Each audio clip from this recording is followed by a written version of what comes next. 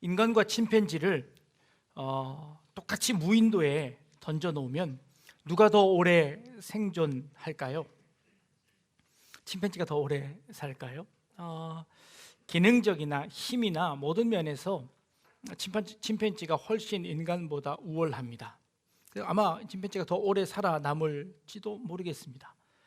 근데 인류의 역사를 보면 그 침팬지보다 인간들이 훨씬 더 오래 살아남았습니다. 침팬지는 저 동물원에 가야 구경할 수 있습니다. 인간이 그들을 다 정복해 버렸습니다. 어떻게 가능했을까요? 그 일이 힘이나 기능적으로 훨씬 더 그들이 뛰어남에도 불구하고 인간이 인류의 우두머리가 되었습니다. 유발 하라리라고 하는 유대인 학자가 있습니다. 하버드대에서 학위를 하고 예루살렘 대학에서 강의를 하는 것으로 알고 있습니다. 그가 최근에 사피엔스 호모데우스 21세기를 위한 21가지 제안이라는 시리즈의 책을 냈는데 세계적으로 굉장히 인기를 얻고 있습니다. 그중에 첫 번째 책인 사피엔스라는 그 책에서 그는 이렇게 주장을 합니다. 우리 인간이 그들과 다른 것은 힘을 한데 모을 수 있는 협력하는 것, 힘이라는 것이지요. 1대1로 보면 기능적으로 모든 것이 다 떨어지지만 그러나 이 힘을 모을 수 있는, 사람들이 함께 모일 수 있는 이 힘이, 이 능력이 이 세계를 지배하게 되었다라는 것이지요. 침팬지를 한번 살펴보았습니다. 침팬지 중에서도 알파 침팬지라는 침팬지가 있습니다. 그 알파는 그들 중에 우두머리입니다. 근데 우두머리가 꼭 힘이 있어야만 되는 것은 아니었습니다. 그 우두머리를 뽑을 때쯤 되면 이 침팬지들이 서로 협력하면서 막 도와주더라는 겁니다. 그래서 협력해야만 우두머리가 될 수 있다는 것을 보여주고 있습니다. 인간도 인간의 선고와 유사하게 그때쯤 되어지면 가서 막 그 털을 골라주고 해주더라는 겁니다. 그들도 협력할 줄 안다는 것이죠. 그런데 자세히 살펴보았더니 침팬지는 50마리가 넘어가면 이것이 다른 무리로 분리가 되더라는 겁니다. 50마리 이상은 모일 수 없다는 것이죠. 인간은 100명이고 1000명이고 함께 모일 수 있는 힘이 있다는 겁니다. 그래서 그 힘이 그들을 정복하고 인간이 이 모든 모든 생물들 가운데 우두머리가 될 수 있었다라고 그가 밝혀내고 있습니다. 물론 그는 진화론자이기 때문에 진화론적인 입장에서 그것을 밝혀내고 있지만, 그러나 그에게서 상당히 동의할 만한 것을 찾아낼 수 있는데요, 100명 이상 수천 명이 함께 모일 수 있는, 그러니까 하나 될 수 있는 그 근거가 종교라는 겁니다. 신앙이라는 겁니다. 신앙이 있어서 그 신앙으로 몇천 명씩 함께 모여서 힘을 모을 수 있었다. 그것이 인간의 힘이다 라고 주장하기도 했습니다. 일리가 있습니다. 같은 신앙 안에 수많은 사람들이 함께 모입니다. 협력합니다. 이게 참 좋은 일입니다. 그런데요, 반면에 이렇게 함께 하는 것이 매번 좋지만은 않습니다. 그 협력이 오히려 그 단체를, 그 모임을 종말로 최악으로 몰고 갈 때도 참 많았습니다. 성경에 돌아와 보면요, 인간이 한 군데로 모였던 적이 있습니다. 언젠가요? 하나님을 대항해서 바벨탑을 쌓을 때였습니다. 그 바벨탑을 쌓을 때 그들이 왜 모였냐 하면 재앙으로 인해서 하나님의 그 처벌이 두려워서 함께 힘을 모아서 성을 쌓아서 탑을 쌓습니다. 탑을 쌓는다는 것은 한두 사람이 할 수 있는 것이 아니라 수십 명이 할 수 있는 것이 아니라 수백 명이 함께 모여야만 했습니다. 그들이 함께 모여서 협력해서 했던 것이 무엇입니까? 하나님을 대항해서 자신들의, 인간들의 힘을 모으는 새로운 종교를 만드는 그런 일들을 인간들이 했지요. 하나님께서 보시고 그것이 악하다고 생각하시고 그들의 언어를 흩으셨습니다. 그러자 이번에는 그들이 따로따로 모이기 시작했습니다. 언어가 통하는 사람들끼리 모였습니다. 그리고 그들이 뿔뿔이 흩어져서 자기 민족을 이루었지요. 그리고 그 흩어진 그 민족들은 자기 같은 언어를 쓰는 사람들은 똘똘 뭉쳤지만, 그러나 그렇지 않은 사람들에 대해서는 대항해서 싸우기 시작했습니다. 이것이 전쟁의 시작이 되는 것이죠. 이렇게 흩어지게 되는 겁니다. 하나로 뭉쳐야 살 수 있습니다. 협력해야 살아남을 수 있습니다. 그러나 그 협력이 오히려 이 지구를 멸망 가운데로 몰아낼 가능성도 내포하고 있다는 것을 그 속에 담겨져 있죠. 이 세상의 종말은 뭘로 시작할까요? 네, 종교 전쟁으로 시작한다고 주장하는 사람들이 참 많습니다. 세상의 종말은, 전쟁의 시작은 아마 중동 지역일 것이다. 거기서 그 종교 전쟁을 통하여서 일어날 것이다. 종교라는 것을 통해 사람이 하나 되었습니다. 그것이 하나 되었는데 그 하나로 말미암아 오히려 이 지구가 멸망하게 될 것이다 라는 그런 추측들을 내게 되어진다는 것이죠.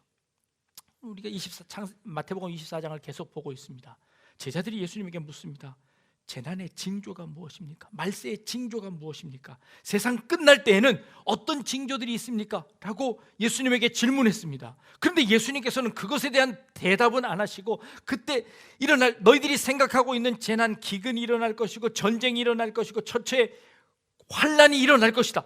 그러나 그것이 징조가 아니다. 그것은 오히려 재난의 시작일 뿐이다 라고 예수님께서 말씀하셨습니다.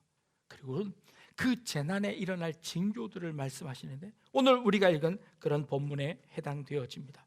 그때 사람들이 너희를 환란에 넘겨줄 것이다. 이 환란이 있을 것이다. 그러나 이 환란이 재난이 아니다 라고 말씀하시는 것이죠. 너희를 죽이고 내 이름 때문에 민족의 미움을 받을 것이다. 그때 많은 사람이 실족하게 되고 서로 잡아주고 미워하겠고 거짓 선지자가 많이 일어날 것이다. 네, 많은 종교들이 일어날 것이다. 그래서 서로 미워하게 될 것이다. 그래서 불법이 성함으로 사람의 사랑이 식어지리라 라고 말씀하고 있습니다. 종말의 징조에 대해서 사랑이 식어진다는 것으로 결론을 맺고 있습니다. 사랑이 뭐고 또 사랑이 식어진다는 게 도대체 무엇일까요? 성경에 종말을 연상시키는, 아니 종말을 예언하고, 아니 종말을 미리 보여주신 증거들이 몇 번 있습니다. 노아의 때에 하나님께서 이 세상을 물로 온전히 심판하셨습니다. 왜 하나님께서 노아의 시대에 이 세상을 심판하셔야만 했을까요? 창세기 6장 5절에 보니까 여호와께서 사람의 죄악이 세상에 가득하고 그의 마음으로 생각하는 모든 계획이 항상 악할 뿐임을 보시고 심판하셔야 되겠다라고 생각했습니다. 그들의 죄가 무엇인가요? 그들이 생각하는 모든 것이 다 악하답니다. 그들이 생각했던 것이 무엇이기에 악했을까요? 잘 모르겠습니다. 성경에는 잘 나타나 있지 않습니다. 그들이 생각이 악했기 때문에 심판하셔야만 됐습니다. 또 다른 심판이 성경에 나옵니다. 창세기 19장입니다. 소돔과 고모라 성의 멸망입니다. 소돔과 고모라 성은 왜 멸망했을까요? 창세기 19장에 가보니까 그들이 의인이 없었답니다. 의인이 10명이 없어서 그 성을 멸망시켜야 되겠답니다. 그래서 하나님의 천사가 그들을 멸망시키려고 내려왔습니다. 그들은 어떤 짓을 했기에 멸망당할 그런 악한 짓을 했을까요? 잘 나타나 있지는 않는데 한 예가 등장합니다. 하나님의 천사가 소돔과 고모라 성을 둘러보러 오셨습니다. 그런데 그 성에 들어가려고 하는 차에 성문 앞에 있는 롯이 낯선 나그네가 들어오는 것을 보고 그를 데려다가 자신의 집에 묵게 합니다. 이게 롯이 한 일이죠. 그런데 그 성에 들어온 그 성에 있는 다른 사람들이, 그들이 19장 4절, 그들이 눕기 전에 그 성 사람 곧 소돔 백성들이 노소를 막론하고 원근에서 다 모여 그 집을 에워싸고 롯을 부르고 그에게 이르되 오늘 밤에 내게 온 사람들이 어디 있느냐 이끌어내라 우리가 그들을 상관하리라 라고 말합니다. 도대체 이 나그네가 뭘 잘못했기에 성에 있던 노소를 막론하고 그리고 원근을 막론하고 멀리 있는 사람들까지도 다 모여서 그 사람을 내어놓아라 우리가 그를 상관하겠다라고 하는 것이죠. 뭔 잘못을 했을까요?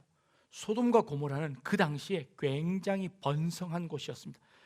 문명이 발달되어졌고 그리고 아주 비옥한 곳이었습니다. 그래서 아주 살기 좋은 곳이었습니다. 그래서 외세의 침략을 막기 위해서 성을 쌓았습니다. 그리고 그 성 안에서 자기들끼리 잘 살기 위해서 똘똘 뭉쳤습니다. 하나가 되었습니다. 어떤 이방인들이 그 성으로 들어오자마자 멀리 있는 사람들에게까지 모든 소문이 다 퍼졌습니다. 그리고 그 사람을 당장 잡아다가 죽여야 되겠다라고 했습니다.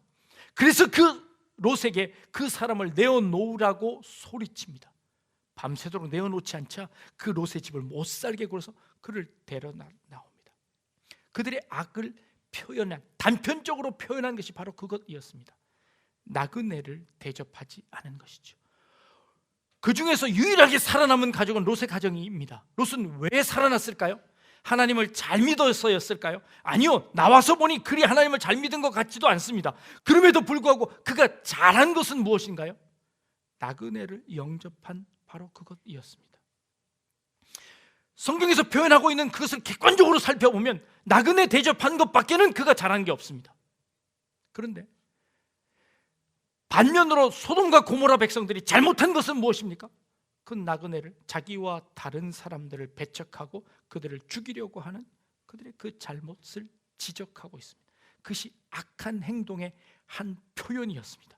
그것이 가장 악한 행동이었기에 그것을 성경이 기록하고 있습니다. 하나 되는 것 참 중요합니다. 서로 협력하는 것 참 중요합니다. 근데 그 협력으로 말미암아 자기들만 살아남고 나머지 것들을 모두 다 배제하는 이런 형식으로 그들의 협력이, 그들의 사랑이 하나로 뭉쳐진다면 오히려 그것이 그 집단을 망하게 만들어버리는 것이 될 수 있다는 것이죠. 이게 마지막 재림 때의 경고입니다. 종교전쟁을 염려하는 사람들이 무엇입니까? 그 종교들이 자신의 종교만을 세웁니다. 그들을 이해하지 않으려고 합니다. 오히려 그것이 그 힘들이 맞서 싸워서 이 세상에 종말이 올 것이다 라고 말하고 있습니다. 이것은 부정적인 방법으로 하나 되는 것이었습니다. 반대로 긍정적인 부분으로 하나 되는 부분들을 몇 가지 살펴보려고 합니다.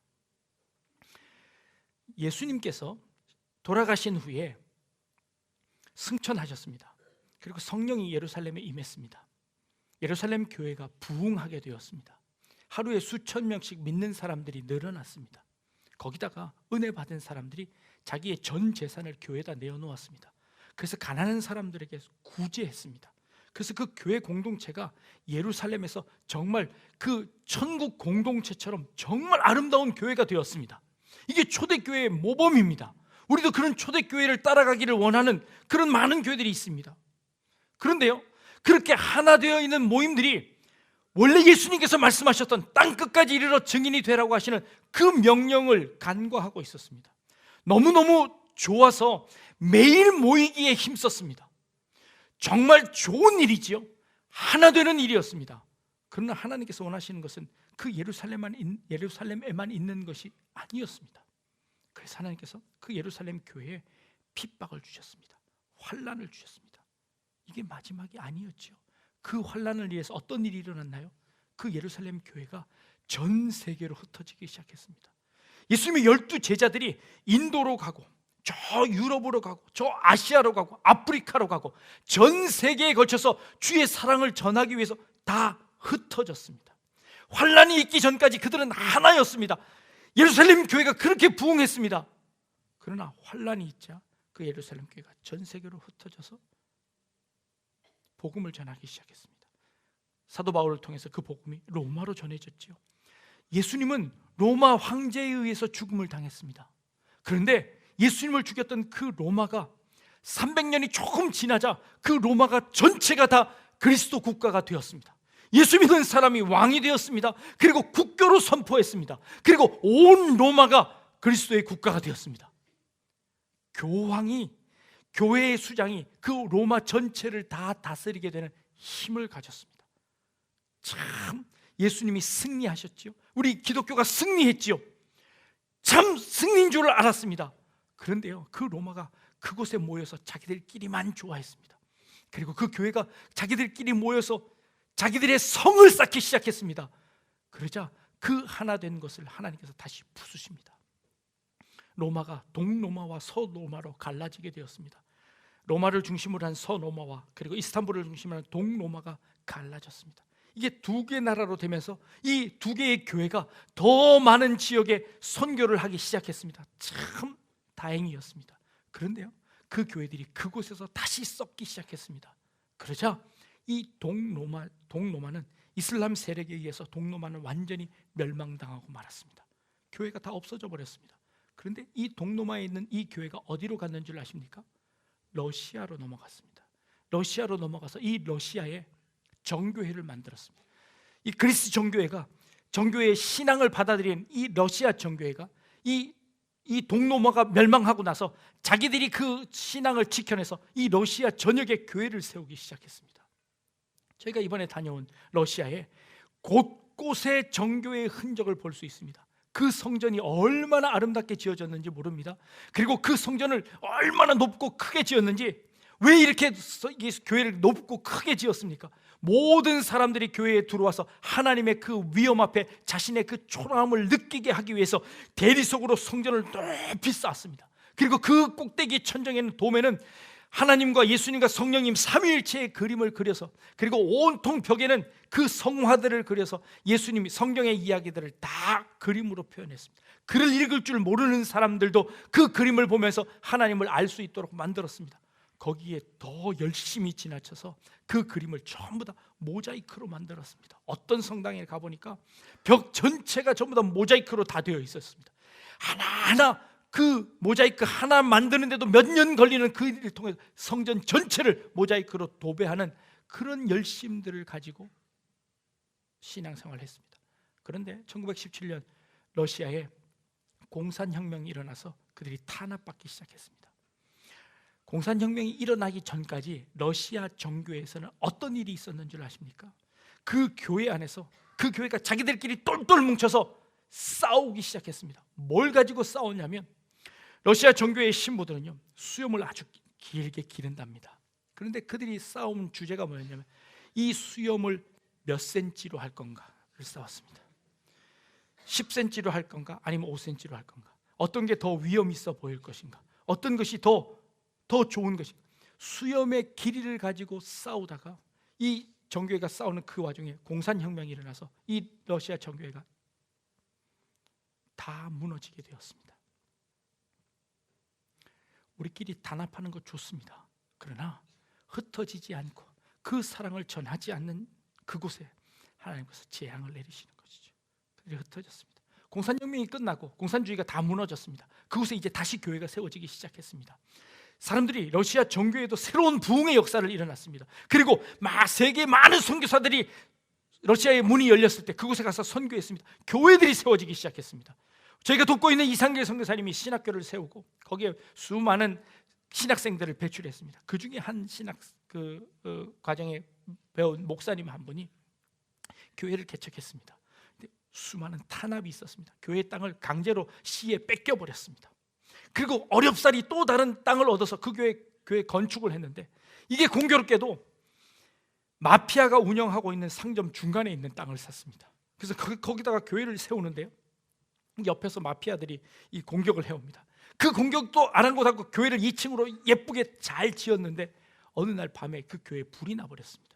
불이 났는데 보니까 이게 그냥 전기나 누전이나 이런 불이 난 것이 아니라 어떤 폭발로 인하여서 불이 일어났다는 겁니다.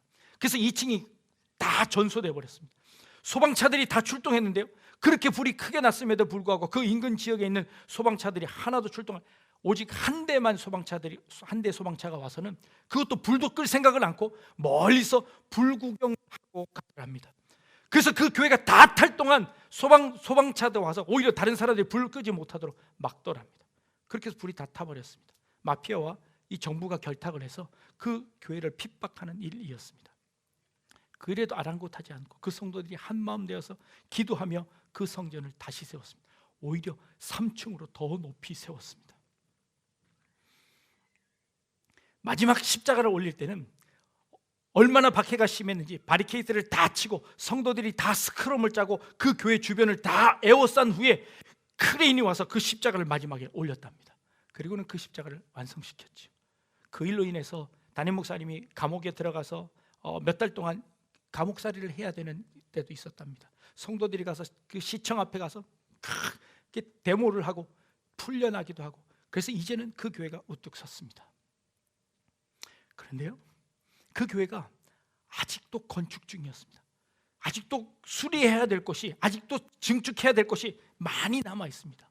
그럼에도 불구하고 그 교회가 하는 일들에 제가 깜짝 놀라고 왔습니다.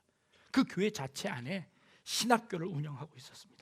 2층에다가 조그만 그 방을 만들어서 아이들이 거기서 먹고 자고 신학생들이 1년 동안 한답니다. 그 1년 동안 오전에는 공부하고 오후에는 나가서 전도한답니다. 그래서 1년의 수업을 다 마치면 그들 중에서 자원하는 사람들을 들어서 러시아 전역에 선교사로 파송한답니다.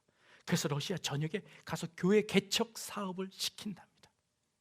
그렇게 세워진 그 아름다운 교회, 그리고 그렇게 자기의 피땀과 노력과 수고를 해서 세운 그 교회에서 파송해서 100명이 넘는 선교사들을 파송해서 이 모교회를 중심으로 지교회가 형성이 되어졌습니다.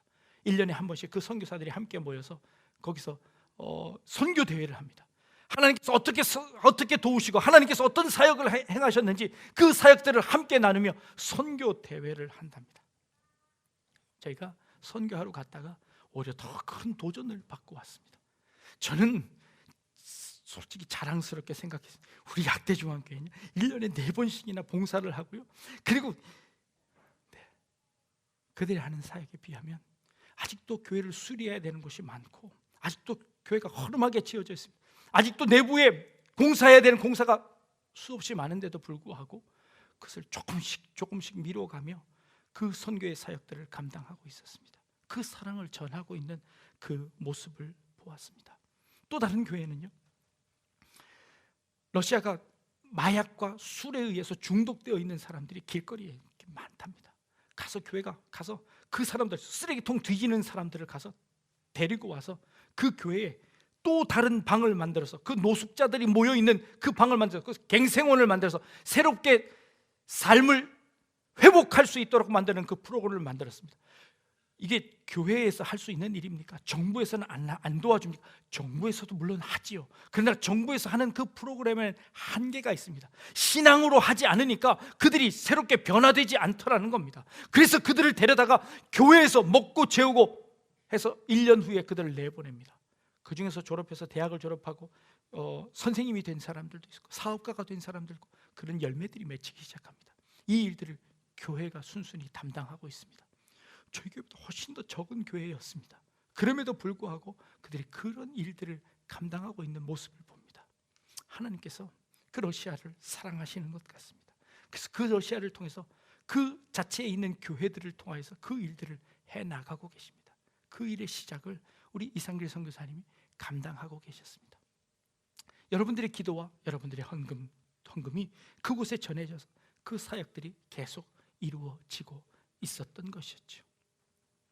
마지막 때는요, 이 사랑이 식어진답니다. 우리만 잘하면 되지, 우리만 잘 살면 되지, 우리끼리 사랑으로 뭉치면 되지, 그것이 오히려 종말을 가져오는 것입니다. 그것이 오히려 부패를 가져오고 그것이 오히려 마지막 재앙이라는 것을 말씀해 주고 계시는 겁니다. 끝까지 견뎌야 합니다. 그리고 그 사랑이 전파되도록 해야만 그제야 끝이 온다고 말씀하고 계십니다. 계시록 2장에 가보면요, 에베소 교회가 등장합니다. 에베소 교회가 참 칭찬을 받는 그런 교회였습니다. 에베소 교회의 사자에게 편지한다. 내가 네 행위와 수고와 인내를 알고 또 악한 자들을 용납하지 아니한 것과 자칭 사도라 하되 아닌 자들을 시험하여 그 거짓된 것을 드러낸 것과 참고 견디고 게으르지 아니한 것을 내가 안다. 에베소 교회는 이렇게 아주 훌륭한 교회였습니다. 참고 견디고 인내하고 그리고 거짓 선지자들을 밝혀내서 그들을 드러낸 것과 이 모든 것들 참 잘했다. 그런데 내가 너에게 책망할 것이 한 가지가 있다. 근데 너희가 사랑을 버렸다라는 겁니다. 아니, 그렇게 사랑했는데요, 그렇게 교회를 사랑하고 그렇게 헌신했는데요, 무슨 사랑을 잃어버린 걸까요? 예수 그리스도의 사랑입니다. 뭘까요? 예수 그리스도의 사랑이 믿지 않는 자들에게, 예수님에게 돌 던지는 자들에게, 예수님을 모른다고 하는 자들에게, 예수님을 모른다고 저주하던 그 제자들에게 그 예수님의 사랑이 전해지며, 아니 나를 모른다고 나를 저주한다고 그들을 제쳐놓고 예수님을 믿는 사람들만 모아놓은 것이 아니라 예수님에게 돌 던지고 십자가에 박는 그들까지도 끌어안고 그들까지 사랑이 전해지는 그 사랑을 잃어버렸다라고 말씀하십니다. 이것이 에베소 교회의 잘못입니다. 우리 잘 믿는, 우리의 신앙을 지키는 것 참 좋습니다. 반드시 지켜내야 합니다. 우리의 순수성을 유지해야 합니다. 그러나 그러면서도 우리는 사랑을 잃지 말아야 합니다. 이 사랑으로 믿지 않는 자를 끌어안아야 합니다. 우리의 적들을 끌어안아야 합니다. 나그네들을 영접해야 합니다. 그렇지 않으면 우리 안에 썩어서 우리 스스로 종말을 불러일으킬 겁니다. 우리 안으로 스스로 부패해서 우리 스스로 무너져 버리게 될 것입니다. 늘 그 사랑을 전할 수 있는 여러분들 되기를 원합니다. 그리고 우리 약대 중앙교회가 되어질 수 있기를 원합니다. 우리끼리 너무 행복한데요? 우리끼리 너무 좋은데요? 아니요. 나아가 그리스도의 사랑을 전하는 것이죠. 그게 주님의 오실 그 날을 속히 당기는 일입니다. 우리 성도님들 한 분 한 분들 우리 교회가 이 사역에 앞장서서 불법이 성함으로 사랑이 식어졌다는 이 세상에 그리스도의 사랑을 들고 어두운 곳곳에 힘든 곳곳에 나아가 그 사랑을 전할 수 있는 세계 곳곳에 주의 복음을 주의 사랑을 나누어 줄 수 있는 그런 우리 교회와 성도님들 될 수 있기를 주님의 이름으로 축복합니다. 기도하겠습니다. 하나님, 주님의 사랑을 들고 나아가기를 원합니다. 우리끼리 있어도 좋고 행복하고 또 그것이 은혜롭지만 그러나 그것으로 만족하지 않게 하시고 주의 복음을 들고 세계에 나가 주의 사랑을 전할 수 있는, 나눌 수 있는, 그리고 힘들고 어려운 곳곳에 그들을 도와주고 나그네를 품을 수 있는 그런 저희들의 삶이 되어지게 하여 주옵소서. 감사드리며 예수님의 이름으로 기도합니다. 아멘.